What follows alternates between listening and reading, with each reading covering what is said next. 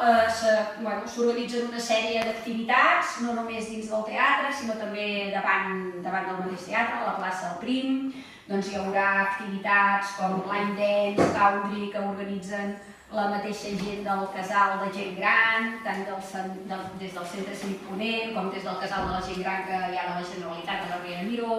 Ens vindran els gegants, els bitxets, farem castells, hi haurà música, per tant, un seguit d'actes que des de l'Ajuntament donem suport i recolzem per animar tota la jornada i fer-la molt distesa.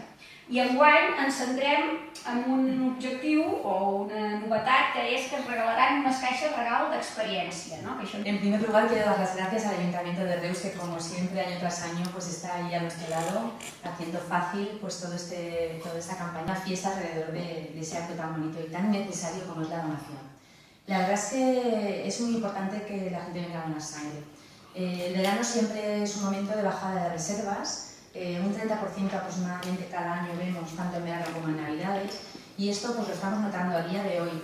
Hemos pasado un mes no muy bueno, un mes de septiembre no muy bueno, y estamos todavía regular, no